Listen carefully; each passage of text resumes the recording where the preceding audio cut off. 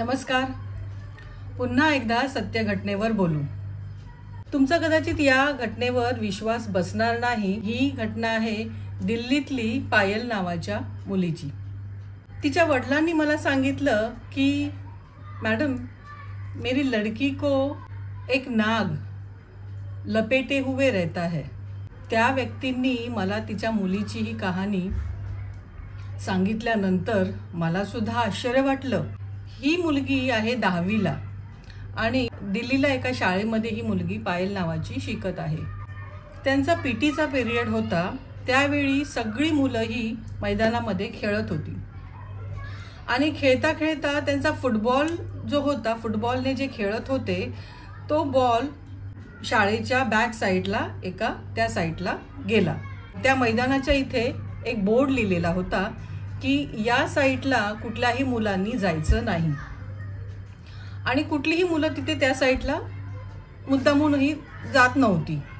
पण आता यांचा बॉल त्या साईडला गेल्यामुळे ही जी पायल नावाची मुलगी आहे ती बॉल आणण्यासाठी त्या साईडला गेली.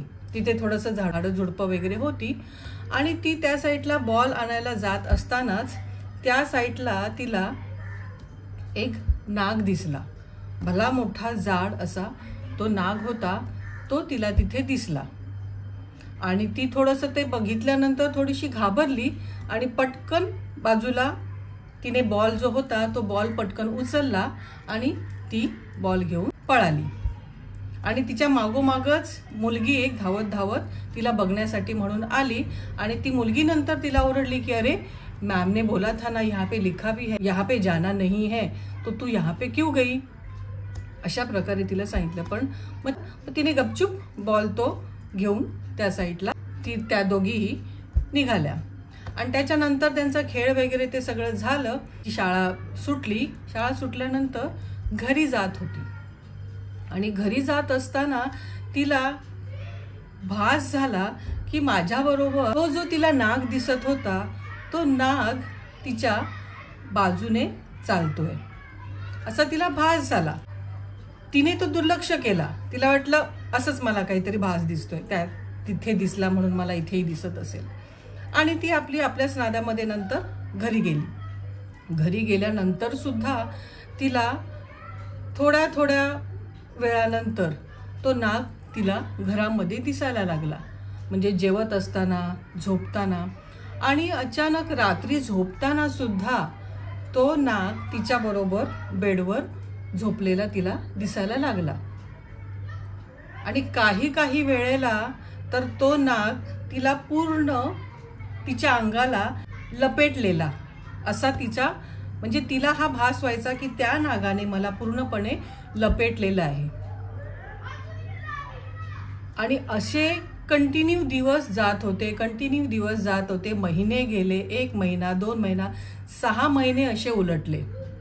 आणि त्याच्यानंतर अचानक तिच्या रूममध्ये जेव्हा तिचा लहान भाऊ गेला, तिचा लहान भाऊ हा 8th स्टँडर्डमध्ये आणि ती 10th स्टँडर्डमध्ये शिकत आहे. तर तो मुलगा तिच्या रूममध्ये एकदा गेला कशासाठी तरी, तिला हाक मारत दीदी करत. आणि तेवढ्यात त्याने पाहिलं की त्या नागाने तिच्या बहिणीला पायलला पूर्णपणे गुंडाळलेलं. आणि हे जेव्हा त्याने पाहिलं त्यानंतर तो ओरडत त्यांच्या पप्पांना सांगण्यासाठी म्हणून तो ओरडत खाली गेला की पप्पा जल्दी आओ, पप्पा जल्दी आओ, असं करत दीदी को देखो नाग ने लपेटा है, असं करत तो धावत बोलत तो पप्पाकडे गेला. आणि जेव्हा तिचे पप्पा धावत आले, तिची मम्मी धावत आली तर त्यांना ती पूर्णपणे तिथे व्यवस्थित बसलेली आहे. म्हणजे त्यांना तो नाग दिसत नाहीये पण त्या मुलाला तो नाग दिसतोय.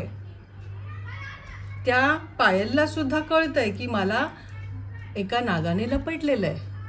पायलला दिसतंय, तिच्या भावाला दिसतंय, पण तिच्या आई वडिलांना काहीच दिसत नाहीये. तिचे आई वडील किधर आहे पण तो त्यांना काही दिसत नाहीये. पण तरी सुद्धा तो मुलगा म्हणतोय की देखो पापा, देखो हमें दिख रहा है, दीदी को ऐसा लपेटा हुआ है. तरी पण त्या दोघांना ते दिसत नव्हता. यांना काहीच कळत नव्हतं. मग ते पायलला विचारतायत की ऐसा कुछ तुम्हें लग रहा है, तर तिने सुद्धा सांगितलं हां पप्पा. मग त्याच्यानंतर तिने पप्पांना सगळं काही हे सांगितलं की पप्पा, जब मैं स्कूल में गई थी, बॉल लाने के लिए गई थी, उस वक्त मुझे ये नाग वहाँ पे दिखा था और उस वक्त से आज तक अभी 6 महीना हुआ है. इस 6 महीने में वो जो नाग है वो मेरे साथ ही रहता है. वो मैं जहाँ जहाँ पे जाती हूँ वहाँ वहाँ पे वो रहता है. मैं सोती हूँ, मैं स्कूल जाती हूँ, तो हर जगह अपने घर में हर जगह पे वो मेरे साथ रहता है. लेकिन उसने मुझे कभी कुछ नहीं किया. आणि ही सगळी गोष्ट जेव्हा पुन्हा एकदा तिच्या वडिलांनी विचारलं, बेटा तुम्हें कुछ वो करता तो नहीं है ना, तर तिने सांगितलं की नहीं पापा, उसने मुझे कभी भी कुछ नहीं किया, बस वो मेरे साथ यहाँ वहाँ रहता है. मैं स्कूल में जाती हूँ, स्कूल में मेरे साथ रहता है, आते वक्त मेरे साथ वो रहता है, सोते वक्त वो मेरे साथ रहता है, हर जगह अपने घर में हर जगह वो रहता है. कभी कभी उसने मुझे पूरा लपेटा हुआ रहता है, लेकिन मुझे वो कुछ करता नहीं है. मग हे सगळं ऐकल्यानंतर तिच्या वडिलांच्या पायाखालची जमीन सरकली. म्हणजे ते घाबरले की बाबा हे काय प्रकार आहे. आणि ती हे 6 महिने हे सगळं आमच्यापासून लपवून ठेवलेलं होतं ही गोष्ट. तिची आई सुद्धा घाबरली. आणि त्याच्यानंतर त्यांना सुचत नव्हतं की ही जी घटना, आम्हाला तर ते दिसत नाहीये, पण ह्या 2 मुलांना ते दिसतंय आणि तिला तर ते फील होत आहे. मग अशा वेळी त्यांना कळत नव्हतं की आपण काय करायचं. त्यावेळी त्यांनी त्यांच्याच एक जवळचे साधू होते, तर त्या साधूंना त्यांनी ही सगळी जी घटना आहे ती सांगितली. आणि त्यावेळी त्यांनी सांगितलं की अशा अशा प्रकारे ही सगळी घटना घडते, तर आम्ही काय करायचं. मग त्यावेळी त्या साधूंनी त्यांना सांगितलं की अब जब वो सांप आपकी लड़की के पास अगर आता है, तब उसको पूछने के लिए बोलिए कि आपको क्या चाहिए, आपको मुझसे क्या चाहिए, आप मेरे आसपास क्यों रहते हो, आप मेरे साथ क्यों रहते हो. हे प्रश्न तुमच्या मुलीला त्या सापाला विचारायला, त्या नागाला विचारायला सांगा. आणि त्याप्रमाणे पुन्हा ज्यावेळी तो नाग तिच्या आसपास आला, तिला पूर्ण अशी गुंडाळी तिच्या अंगाला पूर्ण त्याने गुंडाळलेलं होतं. त्यावेळी तिच्या पप्पाला पुन्हा त्या मुलाने सांगितलं की पप्पा, अब फिर से उसने दीदी को लपेटा हुआ है.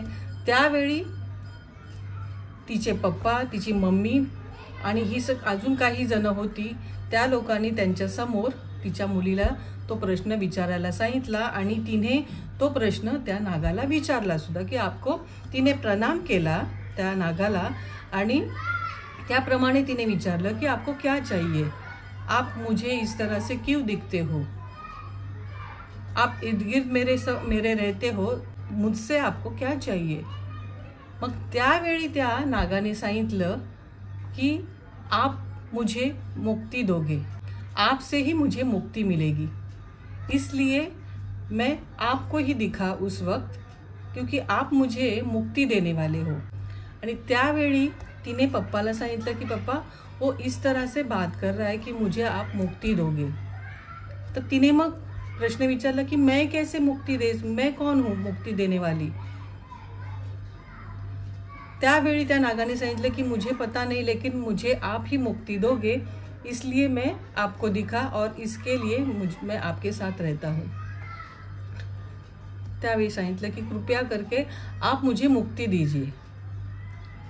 मग त्यानंतर ही सगळी जी घटना आहे ती घटना पुन्हा त्या साधूंना तिच्या पप्पांनी सांगितली की अशा अशा प्रकारे तो नाग माझ्या मुलीला सांगतोय की आप ही मुझे मुक्ति दोगे.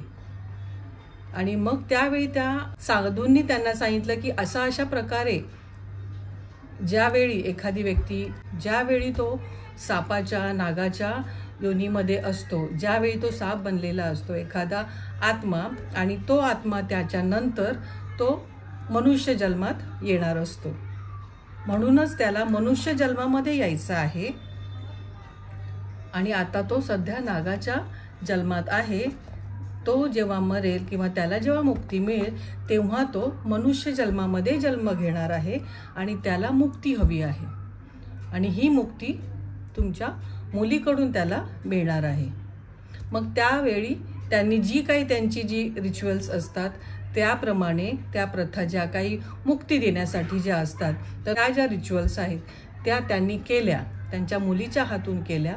त्यांचे ते साधू जे होते ते साधू, मुलगी आणि अशा प्रकारे त्यांनी ते रिच्युअल्स त्यांनी केले आणि त्याच्यानंतर मग त्यांनी त्या सापाला मुक्तीची जी रिच्युअल्स होते ते त्यांनी तिथे ते पार पडले।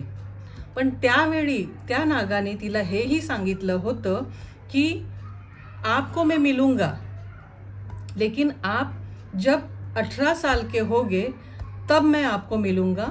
आणि हे जे कन्फ्युजन होतं हे जेव्हा तिच्या पप्पांनी मला सांगितलं कि देखिए इस तरह से ऐसे ऐसे हुआ था, लेकिन इस तरह से उन्होंने उस नाग ने मेरी लड़की को इस तरह से बोला था कि मैं आपको मिलूंगा, लेकिन मैं आपका एज जब 18 साल का रहेगा तब मैं आपको मिलूंगा। मग त्यावेळी मी त्यांना सांगितलं की याचा अर्थ आता त्यांना 2 महिने झाले असतील मुक्ती देऊन त्याने मनुष्य जन्म हा घेतलेला आहे, त्याला मुक्ती मिळाल्यानंतर मनुष्यामध्ये जन्म घेतलेला आहे आणि आता त्याचं एज ज्याप्रमाणे ही 10वीला आहे आणि ती 18 वर्षाची होईल त्यावेळी ह्या दरम्यान 5 वर्षाचा डिफरन्स आहे। म्हणजे ती जेव्हा 18 वर्षाची होईल आता 14 वर्षानंतर ती 18 वर्षाची होण्यासाठी 5 वर्ष आहेत, म्हणजेच ते जे बाळ आहे ते बाळ 5 वर्षाचं असणार आहे आणि ते बाळ 5 वर्षाचं असताना ह्या मुलीला ह्या पायलला ते भेटणार आहे। म्हणजे याच्यानंतर त्यांचं म्हणजे ते 5 वर्षाचं बाळ आता कोणाच्या पोटी येईल, ह्यांच्याच रिलेटिव्हच्या पोटी असेल किंवा अजून कोणाच्याही आजूबाजूच्या पोटी तो बाळ आलेला असणार आहे आणि तो 5 वर्षाचा बाळ जेव्हा होईल, जेव्हा ती 18 वर्षाची होईल त्यावेळी ह्यांचं पुन्हा एकदा भेटणं होईल। पण त्यावेळी तो नागाच्या रूपात नसणार, त्यावेळी तो मनुष्याच्या रूपात असणार आहे। मग तिच्या पप्पांनी सांगितलं की ओ इस तरह से है क्या, तो ते जे कन्फ्यूजन होतं ते त्यांना कळत नव्हतं की उन्होंने इस तरह से, वो नाग ने इस तरह से हमें कैसे बोला कि मैं आपको मिलूंगा जब आपका 18 साल रहेगा तब मैं आपको मिलूंगा। तब उन्होंने कहा, म्हणजे तेव्हा त्यांनी सांगितलं कि अच्छा तो नाग के जन्म के बाद वो मनुष्य जन्म में आने वाला था, इसके लिए उसने इस तरह से कहा। म्हणजेच आता तो मनुष्य जन्मात त्याने हा जन्म घेतलेला आहे आणि आता ते लहान बाळ आहे आणि आता 5 वर्षाचं होईल त्यावेळी तिला ते भेटेलच। तर अशा प्रकारे हा जो प्रकार आहे तो त्यांच्यासाठी अजूनही हा प्रकार जो आहे तो थोडासा आपण इमॅजिन करू शकत नाही की असंही घडू शकतं। तिला हा असा नाग दिसू शकतो, तिच्या मुलाला दिसू शकतो। तर याच्यामध्ये हे आहे की तिचं जे आहे ते थर्ड आय ओपन झालेलं आहे, तिचं जे थर्ड आय आहे ते ओपन झालेलं असल्यामुळे तिला समोरची व्यक्ती म्हणजे भूत पिशाच किंवा कोणीही समोर ज्यांची थर्ड आय ओपन झालेली असते तर त्यावेळी त्यांना अशा प्रकारे कुठलीही भूत पिशाच किंवा देव किंवा अशा प्रकारे आता त्या व्यक्तीला मुक्ती मिळालेली नव्हती, त्या नागाला मुक्ती मिळालेली नव्हती। तर हे जे असे प्रकार असतात ते सगळे प्रकार ह्या थर्ड आय ओपन ज्यांचे झालेले असतात त्यांना हा प्रकार दिसला जातो। आणि त्याच प्रकारे तिच्या भावाचं सुद्धा थर्ड आय हे ओपन झालेलं होतं, त्या प्रकारे ती लोक त्या प्रकारचं शिक्षण घेत होते आणि त्यामुळे त्यांचं ते थर्ड आय ओपन झालेलं होतं आणि त्यामुळे हा प्रकार त्यांना सगळा हा दिसत होता। ज्या वेळी थर्ड आय ओपन होतो त्यावेळी अशा प्रकारच्या घटना ह्या आपल्या समोर येत असतात आणि त्यामुळे ती घटना तिच्या समोर आली आणि अशा प्रकारे मुक्तीची याचना त्या नागाने तिच्याजवळ केली। तर ही जी घटना होती ती मी सुद्धा ऐकताना माझ्यासाठी सुद्धा ही घटना थोडीफार विचित्र होती आणि नवीन होती, पण मला सुद्धा पचण्यासाठी ही घटना भारी पडत होती. पण मला सुद्धा या घटनेवर विश्वास ठेवावा लागला, कारण त्याच्यानंतर अजूनही ती मुलगी मुलगा, तिचे वडील आमच्या संपर्कात आहेत आणि अशा काही घटना ज्या आहेत त्या त्यांच्याबरोबर ह्या अशा होतच राहतात, कारण त्यांचं थर्ड हे ओपन आहे. त्यांच्या घरामध्ये मेडिटेशन्स किंवा अशा प्रकारच्या ह्या ज्या रिच्युअल्स आहेत तर त्या सगळ्या होत असतात, मेडिटेशन्स होत असतात. त्याच्यामुळे त्यांना हा जो प्रकार आहे तो त्यांच्या समोर आला. तर ही घटना तुम्हाला कशी वाटली नक्कीच मला सांगा, मला कमेंट्स करा. आणि जर तुमचे काही प्रश्न असतील तर तेही तुम्ही मला कमेंट्समध्ये सांगू शकता. नक्कीच मी त्याची उत्तरं देईन. खूप दिवसांनी तुमच्यासमोर मी हा व्हिडिओ आणलेला आहे.